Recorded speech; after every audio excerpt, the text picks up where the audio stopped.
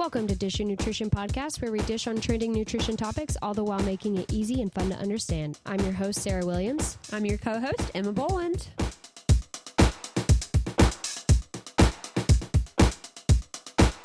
Today's episode, I bet you'll never be able to guess what it based is. off of last week. Yes. What is it? It is pregnancy nutrition. I love Okay. it. In our Yay. fictitious little family that we created, they were trying last podcast, and now they got their positive pregnancy I love test. it. Good for them. That's so exciting. Good for them, for that little family. Thanks for being so patient about last week.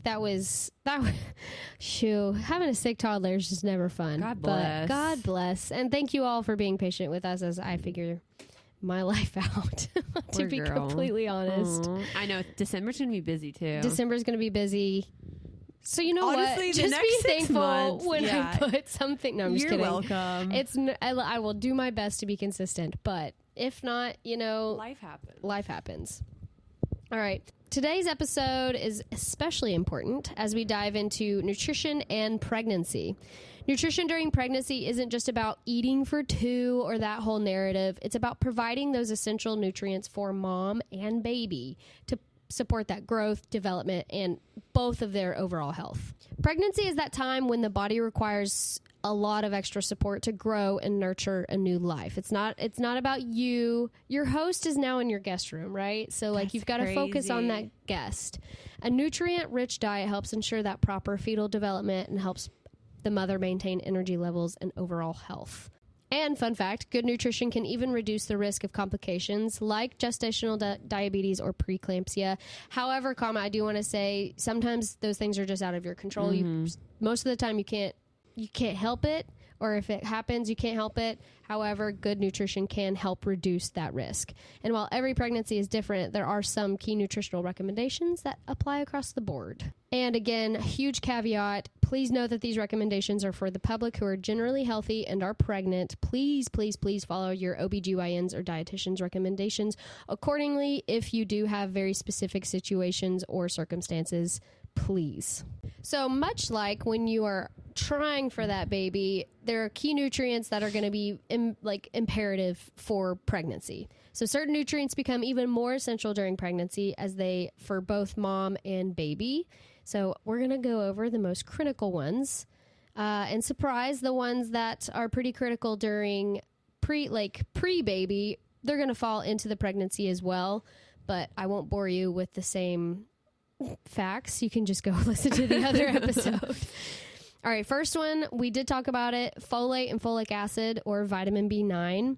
Reminder, folate and folic acid are both forms of that essential vitamin B9, but folic acid is that synthetic version of folate that they can add to foods to mitigate the folate deficiency in most of the population. And just a reminder again, folate helps prevent that neural tube defect and plays a role in cell division and tissue growth, which is 10 times even more important now that baby is here and is growing within mom. The recommended daily amount of folic acid for adults is 400, but if you are a woman who's planning pregnancy or are pregnant, you are advised to consume about 400 to 1,000 micrograms of folic acid a day. You can go back to the previous episode and just listen where the sources are. And be sure, if you are taking a prenatal vitamin, to continue to take that prenatal vitamin during pregnancy to mitigate that folate deficit if possible, just because it is so important even throughout the 9 months of pregnancy. All right, second key essential nutrient is Question. iron. Sorry. What's up? This has just popped in my head. For someone, say you just found out you're pregnant and you're pretty early, and you are obviously going to start a supplement, but for example, you order one, or I don't know, whatever. Yeah. You're not going to be affected the first couple weeks if you don't take one. So, there is a potential, thankfully, when we talked about the folic acid is added into a lot of foods. So that deficiency that people are talking about that can cause spina bifida and those neural tube defects is more so when people are drastically without nutrition. Gotcha. For the general public, no, like that deficit really isn't there, but it's just something that you really, really, really need to focus on. Why it's important. Why it's important. But generally, if you're if you have a surprise or you did order a supplement and you got pregnant quicker and you weren't able to take it, the likelihood of that spina bifida or that neural tube defect is relatively low. Okay. And the doctor will be able to tell you immediately if there's something different about your baby or not. Oh, really? Yeah, they'll be able to see that neural tube defect pretty early on. But yeah, thankfully, folate is found in an abundance of things, and then that folic acid, which is added to, pasta, cereals, things that are eaten a lot more commonly in the Western diet. Thankfully, it mitigates that deficit. Okay. But it's just, again, once you find out you're pregnant and you haven't been on a prenatal, I highly, highly recommend just throwing that in just to... Yeah, no, I was just making sure from the viewpoint of, for me, if I found out and I'm like, and you were crap, like, oh, crap, yeah. Yeah, am I... SOL 1,000%. No, cool. if you have not been taking a prenatal and you find out you're pregnant, it does not necessarily mean like your baby's going to have this spina bifida or anything. It's likelihood still relatively low. We just always want to be aware of potential effects of our nutrition decisions. All right, now the second key nutrient is going to be iron. Fun fact, during pregnancy, your blood volume increases, so more iron is needed to support oxygen transport to both mom and baby. Your blood volume can increase 30 to 50%. That's crazy. That's a lot. Like blood volume that's like pumping through your body? Yes. Oh my gosh. Pump it up. So that can be due to increased fluid levels, increased red blood cells, swelling, and plasma increase. So thank God, I wasn't really swollen during my pregnancy, but the last 3 weeks, I started to swell, and it's just your body prepping for everything. Yeah. And I think that's what, have you heard of the phenomenon Shrek nose? Yes. I look back at photos and I'm like, how did I not see this Shrek nose? How did I not know Harper was coming soon because of this nose? And I see swollen ankles all the time. Swollen ankles, yes. Yeah. Interesting. Yeah. That could be water retention as well. But the blood volume itself can increase 30 to 50%. So and that's iron is important. Wild. Good to know. Yeah. And during pregnancy, you need 27 milligrams of iron a day if you don't have anemia. If you do have anemia, that is obviously going to be higher. But if anemia is such a finicky thing, I didn't want to even give recommendations. That's something that you definitely need to be working with your doctor with. So if you don't have anemia... Go ahead. What did you say? I was going to say, I assume, side note, obviously consult your doctor and you're whatever. If you were having like triplets, is that tripled? That is a fantastic question. I actually don't know. I had a singleton pregnancy, so it was never on my radar. I only did it once. I would assume your needs would go up due to the amount of babies in your uterus. That's crazy. God bless. Shoo. God bless. Yeah, no, I would assume it would go up more. Again, definitely consult with your doctor. This is just me speculating. Again, not a pregnancy dietitian. Eats 3 steaks. It's one for each baby. But yeah, dietary sources of iron can include lean red meat, poultry, and fish. And then other options can include iron-fortified breakfast cereals, dark green leafy vegetables, dried beans, and peas. So yes, there is iron in most cereals nowadays because of fortification. Wonderful science thing that's happened to our food is being able to fortify things. That I contribute that to me not being anemic either. Cheerios helps my iron. Really? I just eat a lot of Cheerios. Me with Cinnamon Toast Crunch. Probably not the best option. I should say, please be wary of which cereals that you choose to have. Yeah, the sugariest cereal in the world. The Trix. Yeah. Hey, I love me some Trix. Same. All right, but the iron from animal products such as meat is most easily absorbed. So to enhance the absorption of iron from like plant sources or supplements, so like if you're getting your iron from, let's say, a steak, that doesn't really need help to be absorbed because it's such a pure form of it. However, you sometimes the iron that's found in plant sources or supplements needs a little help to get absorbed. So you can pair them with a food or drink that's high in vitamin C. So vitamin C and iron are besties, and they love to hang out together. So if you're trying to increase your Oh absorption, my gosh, you're iron, I'm vitamin C. that's so cute. So if you're eating green leafy plants that have iron, but you want to increase that, you can have some orange juice or tomato juice or strawberries. Like, that's going to help absorb that iron. Interesting. Another thing to increase your iron in your food is cook in cast iron skillets. Do you know why? Oh, for real? Yeah. Because the iron from the pan can leach into the food, and people are really afraid of this. And when I posted this on TikTok, people thought I was joking, and I'm not joking. Like, it can leach into the food, and it can increase the iron content within that food. I've seen It's this. great. Like, no, the I've little seen fish. Yes, to put it in your boiling water Yeah. when you're like making pasta. I or love like that little soups. fish. I love that little okay, fish. wait, now I need to buy one. Yes, it is fantastic. Wow. It's okay. we have such cool technology now. That is awesome. Or to add into our food that can increase the iron.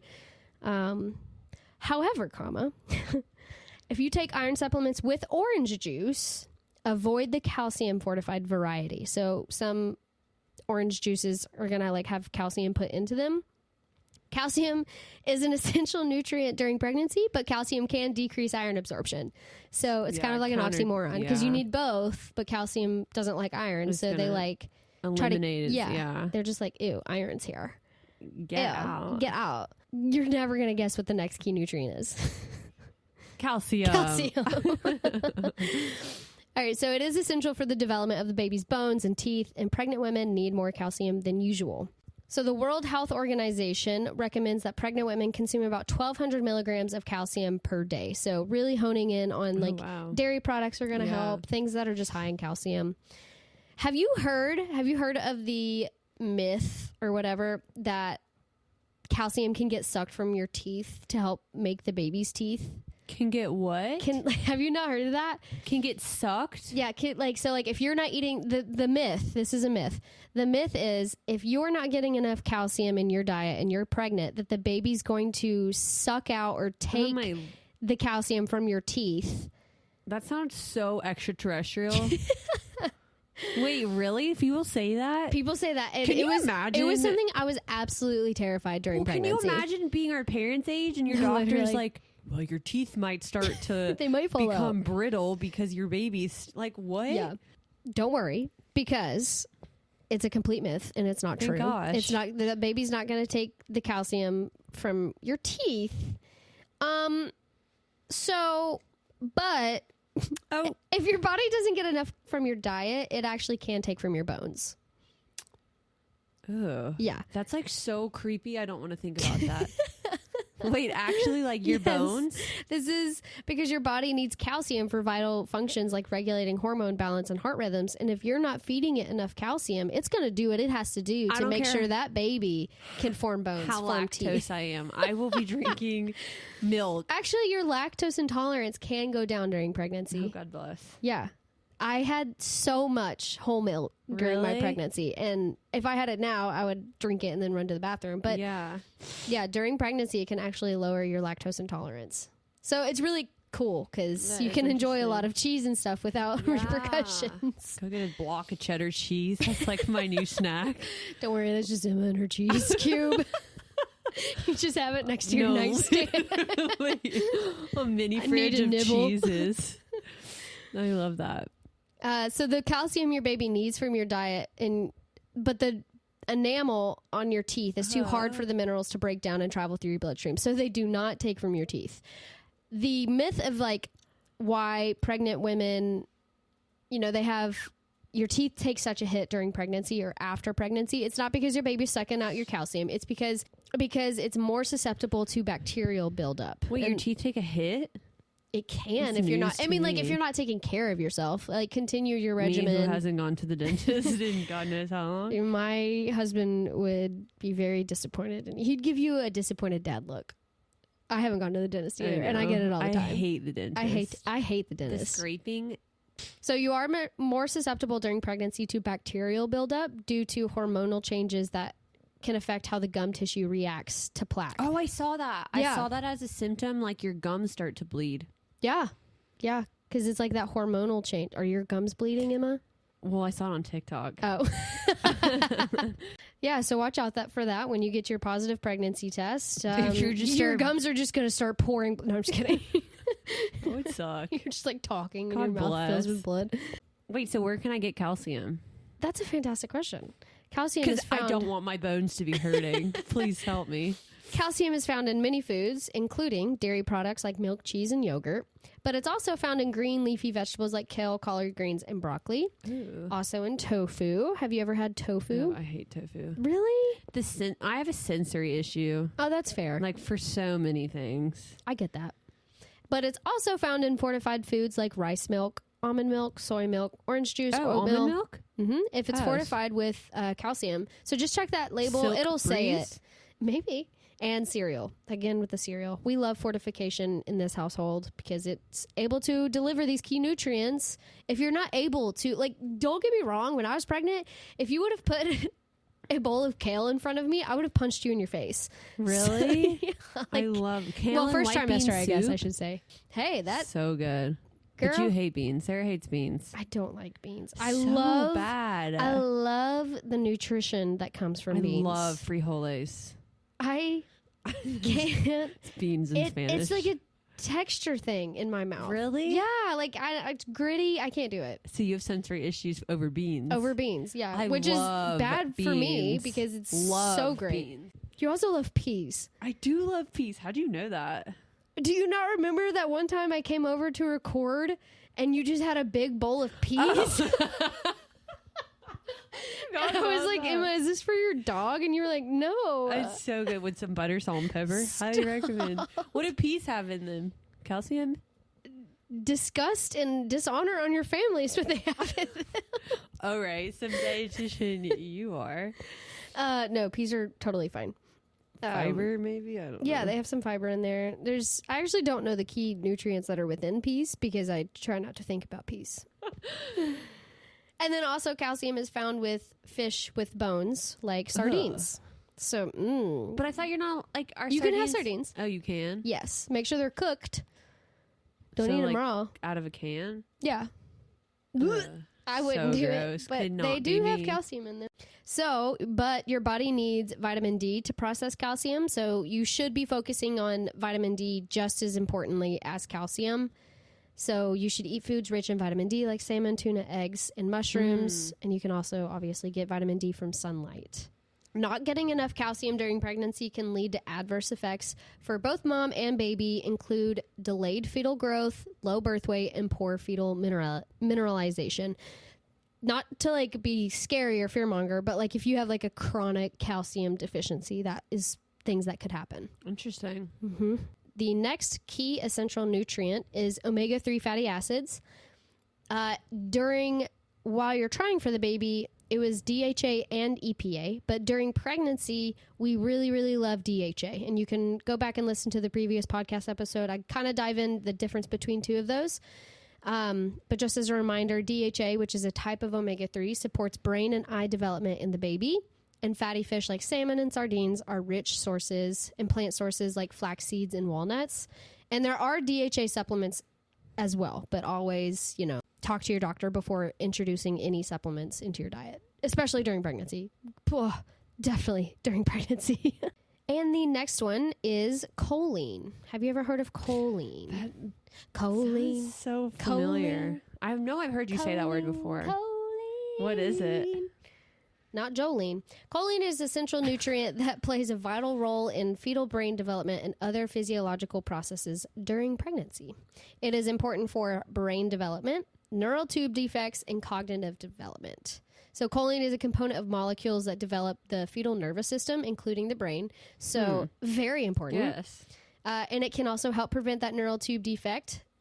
They team up with folate, folic acid, and then that cognitive development. It may enhance cognitive development in the offspring.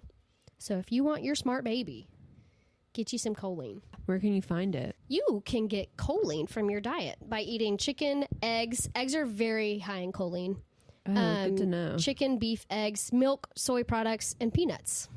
Oh. And choline, I don't know about nowadays, but like back when I was taking prenatals, choline wasn't often found in most prenatal vitamins. So this is something that you should probably like focus on during, like when you're eating. Interesting. Ugh, eggs though, like I know being sick first trimester and having to you eat couldn't put eggs in front of me. Yeah. No. Pregnant women need more choline than other people because of the rapid growth of the baby and the placenta. So the recommended daily choline intake for pregnant women is about 450 milligrams, but most pregnant people in the U.S. consume less. So you're not going to your baby's not going to be dumb. Your baby's going to still have a brain. Like, it's just something that you can... She's just going to not be in the AP classes. I want to see a study.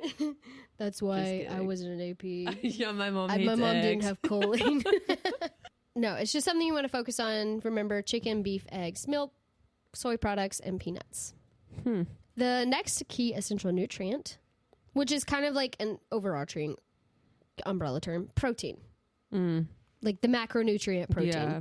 It's an essential source of energy that repairs parts of the body, like mom's brain, muscle, and blood, all of which undergo normal changes during pregnancy.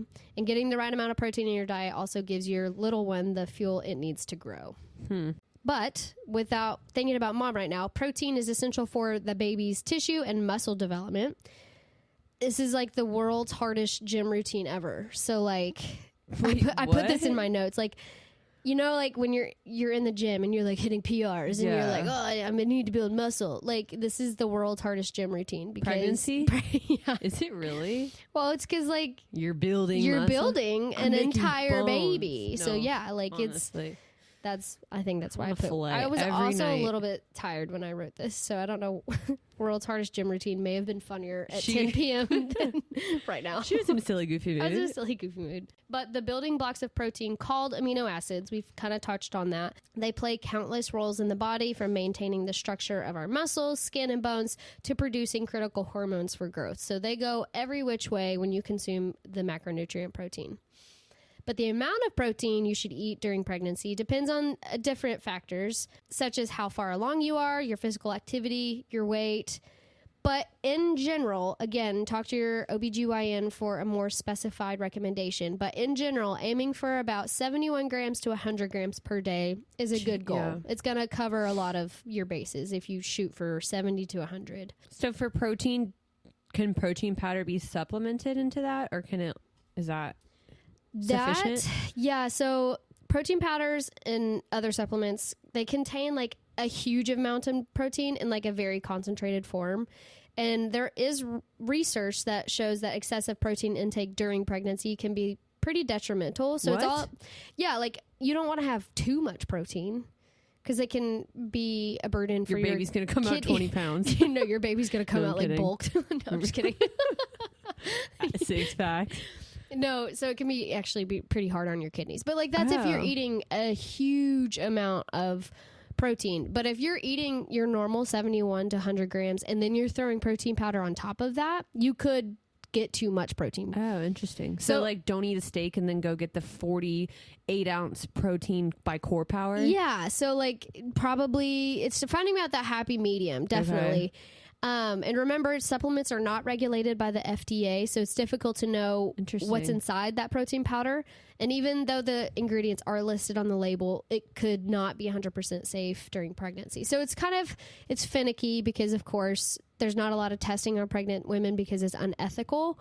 So it's kind of, if you know, like, I don't want to say this and then someone go and then something negative happen, but it's definitely all about what you're willing to risk. Protein powders, in my mind, I wouldn't do it every single day. If you're in a day and you have barely eaten, you can't stomach anything, and you're like, hey, that chocolate protein powder is something that I could stomach right now, I would be like, okay, like maybe we can talk about But it. don't do it. Like, Don't do make it every that single day. yeah. Like you said, like if you're focusing on getting your protein from your food and then you're doing it on top of protein powder, that's when it can become can have adverse Too much, effects. Yeah. Everything in moderation, I guess. Everything in moderation. So bottom line, it's better to get your protein fix through real foods and then as well as all vitamins and supplements in pregnancy. You should never take anything without talking to your doctor first, but just caution. It's not going to be horrible. Yeah. But you definitely want to be cognizant of your protein intake. You want to have enough, but you don't want to have too much, you know? So as a licensed professional who is my friend, you would say like, hey, maybe eat a steak before you I'm always going to say food first. I'm always going to say food first. But you do say that regardless of if you're pregnant or not. Yeah, I say food first regardless, but especially during pregnancy. Good to know. Yeah, your baby is going to respond way better to food first. But some of the best high protein foods, chicken breast, there's about 26 grams of protein per 3 ounces. Then you have eggs, again with the eggs, 12 grams per 2 eggs. Greek yogurt, which has about 17 grams of protein per 6 ounces. Lean ground beef. Of course, we're going to opt for, the higher percentage, like 90 to 93%. That's going to have about 22 grams of protein per 3 ounces. Salmon, 22 grams of protein per 3 ounces. Legumes, 15 to 30 grams per cup. And then nuts are about 4 to 9 grams per 1 ounce. So those are some good high protein foods. And if I took time to go over every single key nutrient during pregnancy, we would be here all day. But those are going to be the ones that should come to your forefront of mind when you're thinking about what I need to focus on once you get like that meals, positive pregnancy test. Yeah. But there are foods to limit, avoid, and approach with caution. So let's talk about it. The first one we want to talk about, because we talk about salmon. We love salmon. So high mercury fish. Large fish like swordfish and king mackerel, those contain high mercury levels. So predatory fish are going to have higher mercury levels. And that can affect the baby's brain and nervous system development. So you can opt for low mercury fish like salmon, sardines, and trout. Those often have low mercury levels. Of course, you don't want to have them more than 2 times a week, especially during pregnancy, but they are going to be lower in mercury. Then we have caffeine. Caffeine is very controversial. That's such a good one. And if you are 36 weeks pregnant in line at Starbucks, you may have an old person come up to you and go, well, you're not supposed to have coffee, blah, blah, blah. And then you can punch her in the face because you haven't slept in 4 weeks. I was reading that yesterday about caffeine. So again, like early on, you take it. This is my recommendation. Again, just a person with a podcast. Please talk to your doctor. Please don't take this as, biblical, but I do err on the side of evidence-based research. So excessive caffeine can increase the risk of miscarriage and low birth weight. So it's generally recommended to aim to about 200 milligrams per day, which is about 12-ounce cup of coffee, or one singular thing of energy drink, which if you're going to drink the energy drink, don't do it. Don't drink the whole thing within 10 minutes. Just because that's an influx of 200 milligrams. That's a lot. Same with coffee, I guess. I mean, same to play devil's advocate. 200 milligrams is a lot, though. It is a lot. Like when I drink an Alani, I'm like, bing, bing, bing. So imagine what's going on inside. Yeah, no, literally. And so you definitely don't want to play that risk of, miscarriage and low birth weight. So I read that low birth weight, which could be a benefit. No, you don't want that for your baby.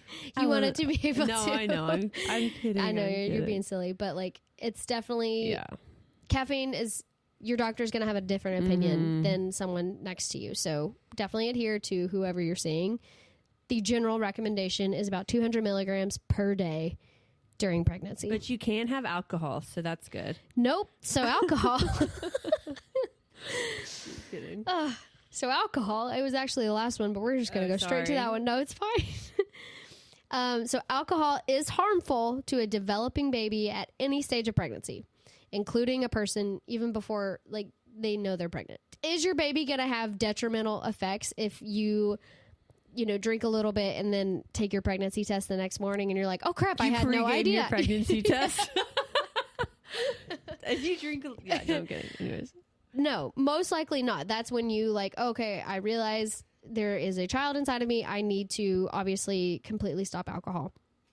There is no known safe amount of alcohol to consume during pregnancy, and alcohol use during pregnancy is associated with an increase of miscarriage preterm birth, stillbirth, and sudden infant death syndrome, which is SIDS. So that's SIDS is after. So even if you choose to drink during pregnancy, you are putting your child at risk for death even after they are born. And they come out looking weird, right? What's the syndrome called? Fetal alcohol. Yeah, that one.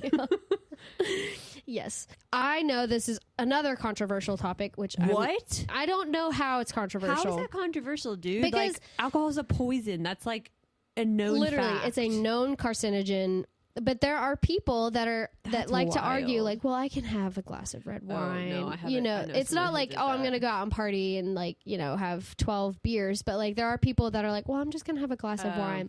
Let me reiterate, there is no known safe amount of alcohol, like, ever for anybody. Why would it be safe during pregnancy when your body is literally creating human? Crazy. That's me in my soapbox.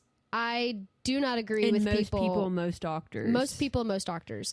I mean, of course, you're going to get some quacks that are like, I'm sure it's fine. I'm crunchy. But, like, what's the risk factor to you? Is a glass of wine really that important? Worth it? Yeah, is it worth it to put your child's life during pregnancy and even after pregnancy at risk? Like, that's me in my soapbox. I do not and will not ever recommend alcohol during pregnancy.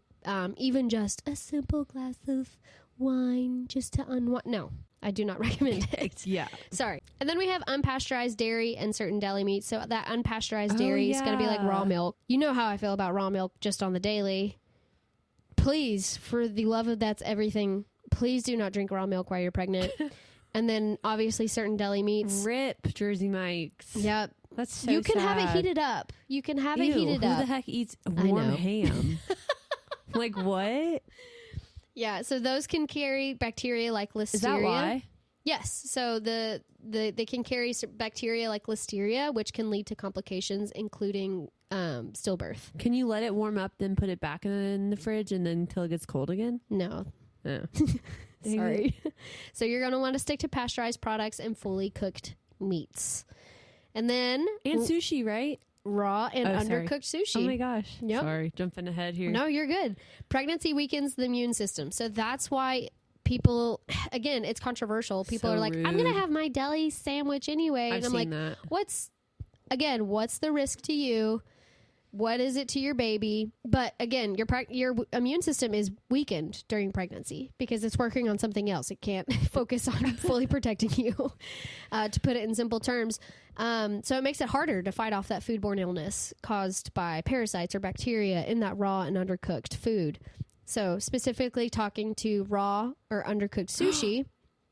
What? Oh, sorry, I have a question. What? I saw recently that an influencer got food poisoning and she's pregnant.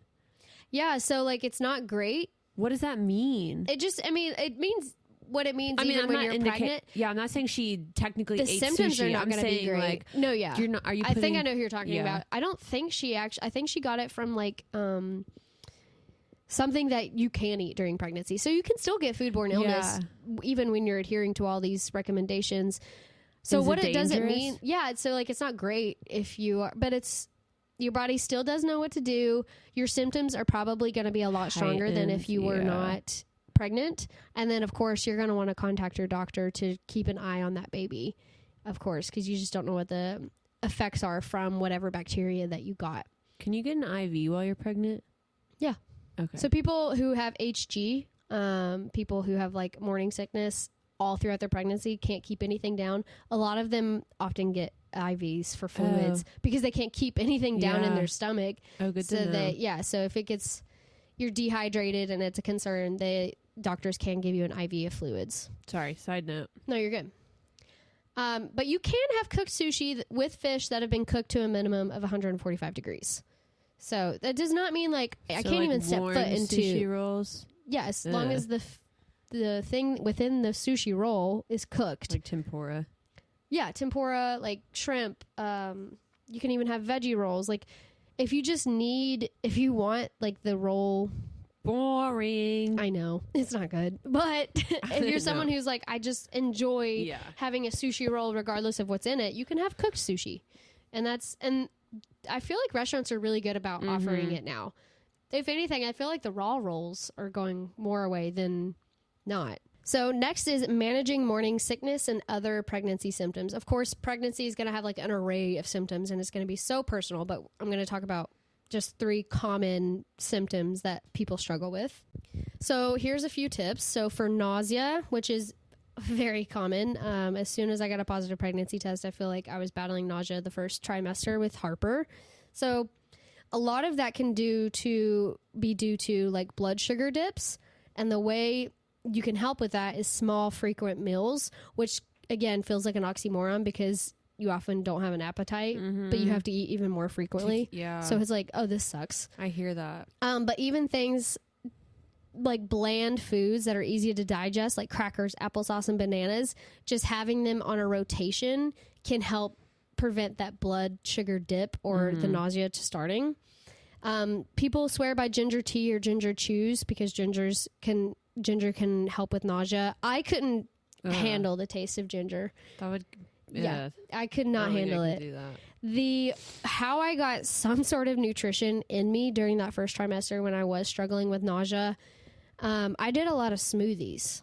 Oh, really? So I have a sweet tooth anyway, so I would just like make a lot of smoothies. I felt it was easy on my stomach, so I did a lot of like strawberries, blueberries, and I couldn't handle the texture in my mouth of like actually eating the fruit. Yeah. Yeah.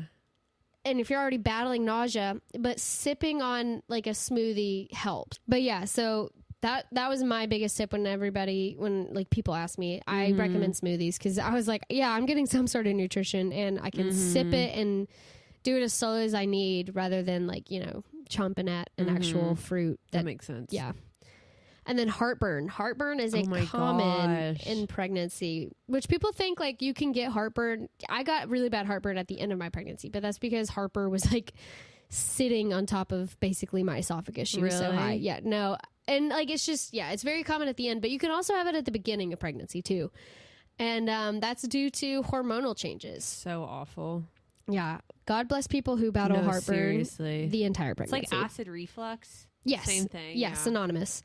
Gosh, that's so awful. So you want to avoid spicy or fatty foods and then try eating smaller meals throughout the day. I can't even eat chili. Like, as a normal person, like right, I can't eat because the tomatoes and the acidity. So bad, so I can't imagine being pregnant and like having the hormones just like, oh, I'm gonna make this so much worse for you. No, literally. Gosh, that's so awful. And then also sleeping with your head elevated also can help, which sounds good in theory, but no, does not sound fun at all. And then fatigue, your body's going to be tired. You're going to be exhausted, specifically in that first trimester, just because you're growing a new baby. But fatigue can be related to low iron or blood sugar levels. If you feel like you can't even like get out of bed, I would probably talk to your doctor, get your iron levels checked. But for normal fatigue, you're just going to want to make sure you're getting enough iron-rich foods and keeping snacks like apple and peanut butter or Greek yogurt, things that have steady energy. And I also want to say nap. That is not a dietary recommendation, but if you're someone in your first trimester and you can't keep your eyes open and you have the availability to, just take a nap. It's going to make life easier. Just lay down. I don't know if that's recommended. Just lay down. You do not have to feel shame. You are creating eyeballs. You are creating a femur. You're creating all these cool stuff. That's so crazy. Take a nap. Good for you. Good for you. I heard it gets worse though. Like I heard your fatigue? Yeah. Like I heard by your third trimester, you're just like waddling. Yes. So the fatigue in the first trimester, there's really nothing like it. Like, really? I took, the first trimester, like I took naps all the time. Second trimester, you get a little bit of your energy back. People are like, you go back to normal. I never did. I felt like I was constantly a little bit tired. And then third trimester, you're tired because you can't sleep. That's the only reason you have your like body's fatigue. In pain?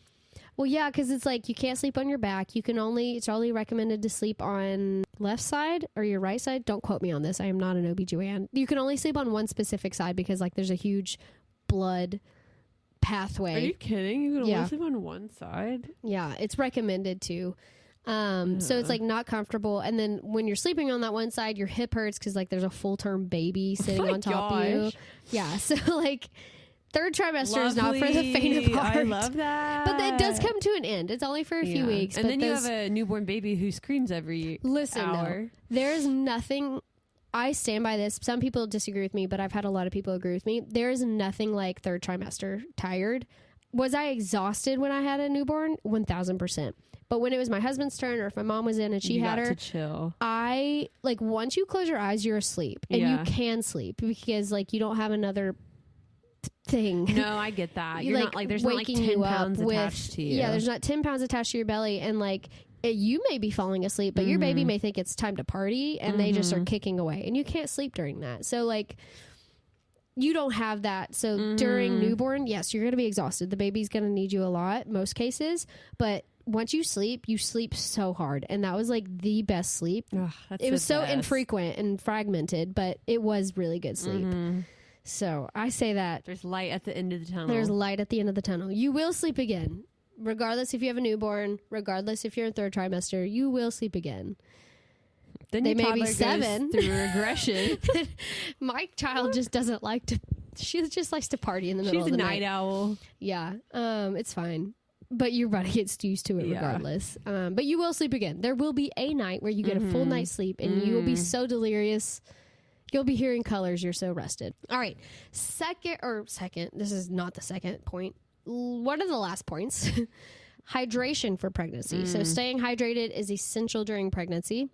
That water supports the increased blood volume, and it helps with your digestion, and it transports the nutrients to the baby. So very, very important. The American College of Obstetrics and Gynecology recommends that pregnant women drink about 8 to 12 cups of water per day, which is about 64 to 96 ounces. So keep that water lots on of you. Water, yeah. Lots and lots of water. So important, especially with that increased blood volume. And then finally, I feel like we should address the very common misconception about when you get pregnant, eating for 2. It's like, well, I'm eating for 2. Well, I'm eating for 2. I'm craving this, so I'm just going to do it. I'm just going to do it. I don't care. I'm going to go get 5 Big Macs, which is fine if you want to do that. If that's the only way you can eat, fine. But you do need to be cognizant because excessive weight gain during pregnancy does have, honestly, detrimental effects to you and baby. So I'm one that's like, you do you, but during pregnancy, it's unfortunately not just about you and your life. You know what I mean? There's another person. So your caloric needs do increase during pregnancy, but the exact amount is going to be depending upon first trimester and individual factors. If you had to guess, Emma, how many calories extra do you think you need during pregnancy? Say during third trimester, how many extra calories do you think? I'd say like maybe 300, 400. Nice. Very close. Oh, really? Yeah. So first trimester, you don't need any additional calories. First trimester, you don't need any? No, I know. That's such a crazy, bummer, right? Because people are like, the baby's craving peppermint bark by... I mean, I'm craving Bell. that. What's that, Bell? Bell ice cream? Oh, so good. Is that the name? Baby Bell. Baby Blue Bell. Baby Bell's the cheese. Anyways. But yeah, so during the first trimester, really? first 12 weeks, you don't need any additional calories. That's crazy. Yeah. And then second trimester, 13 to 26 weeks, is going to be an additional 300 to 350 calories per day, which is honestly like an extra snack. Yeah. Then like that's about it. All you need, like That's apples and peanut butter. interesting. That would be fine for that extra amount of calories that you need for second trimester. And then third trimester, you get to have a little bit more fun. 26 to 40 weeks, your caloric intake should increase by about 450 to 500 calories. So that's kind of nice. Yeah, that is. But that's so interesting because I feel like you think at first trimester... You need another person's amount. You can just... Almost it's like placebo. I feel like I know so many people who are like, I'm eating for 2. I'm going to get this huge... I'm going to eat a whole pizza and then I'm going to finish it with 5 chocolate chip cookies and then I'm going to eat a... Like, you know what I mean? I feel like... I mean, we as humans, we use food as like a celebratory tool. Yeah. And if this was like a very wanted pregnancy and like they're just so happy and they like maybe they have their appetite during first trimester and they're like, yes, I'm eating for 2. I'm having so much fun. I can see how that can happen. But I feel like it's not healthy to give in to every single... No, definitely not. That's why it's like those so guidelines support the mother's and baby's growth and should come from nutrient-dense foods. So definitely, obviously, food first. You want to focus on those nutrient-dense foods to get those nutrition, like, because unfortunately, there's not choline, in a Big Mac, probably. And that's fine. Like, I can't. If you want a Big Mac, like That's what I'm saying. Like, you want a Big Mac, and I'm saying this as a person who the first trimester I lived off McDonald's French fries and Sonic corn dogs because that was the only thing I could like stomach. Fun fact, every time I'm like, I want a corn dog, Justin's like, go take a test right now. I'm like, no, I just love me a corn dog. But yeah, so like I say that with the sensitivity of like there are only certain foods people can like stomach during certain points in their pregnancy, but when you have the wherewithal or the ability to focus on nutrient dense foods, you definitely want to take that into account to give your baby the best chance at everything it possibly needs to do and for your body, because what you're feeding your body now is how it's going to react during postpartum and feel. Yeah. So like the food you're eating now, very important even for your postpartum journey. So that's just something to keep in your mind. Enjoy the ice cream if that's what makes you happy, of course, but also just be very cognizant of how much, when and the frequency. I don't feel like that's controversial. No, I don't either. Yeah. But individual needs may vary, so consulting with a healthcare provider is ideal for personalized advice. Love it. So finally, it's important to remember that every pregnancy is unique and nutritional needs are going to vary. You definitely need to work with your healthcare provider or dietitian to ensure you're getting the right amount of nutrients right amount of nutrients in the right amounts. They can also guide you on safe prenatal vitamins and any supplements that you want to add or want to take away. And we all know nutrition plays an essential role in supporting a healthy pregnancy, both for mom and baby. And with those right nutrients, a few dietary adjustments, and a focus on whole foods, you can provide a strong foundation for a healthy pregnancy journey for the general healthy population. Love it. This is such a good episode.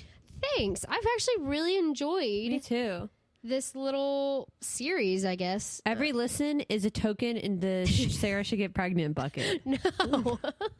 I'm throwing that bucket out the window. No, I've been enjoying like going into this because I completely forgot all of this. It completely wipes from your brain when you have a toddler. It seems like eons ago. So it's definitely fun, and we talked about this last episode. We have a ton of people in this season of life, specifically in our age group. You're hopefully going to be there soon. Like I don't know. I'm having fun researching. It's exciting. Yeah. No. And it's your whole life when you're in it. It's all consuming. I did not even care about anything else when I was pregnant. Like my FYPs had changed to just pregnancy content. Like and it should be your main focus. Yeah. It's not something that's small that's going to happen. So the very first gift you can give your baby is health, and as much as you can, and you can do that with good nutrition. Love it. All right. I don't think I have any housekeeping. Hopefully we will have next week's episode right on time. And if you can guess what next week's episode is, you get $1. Postpartum nutrition? I owe you $1. Yes. But I love it. Do you have anything you need to? No, that was so awesome. Yeah. Okay, cool. Thank you guys so much for listening. If you have a topic you want us to talk about, you can go over to our Instagram, Dish and Nutrition Podcast. Click on the highlight reel, and there should be a box, and you can just fill it in, and we'll look at it going accordingly. And if you guys want to rate and review our show, that would be really, really cool, really, really helpful on our end. Only if you want, pretty please, with a cherry on top. Don't make me beg, but would be very much appreciated. But I guess with that, you've been dished. Emma. We'll see you next time. No. You've been dished.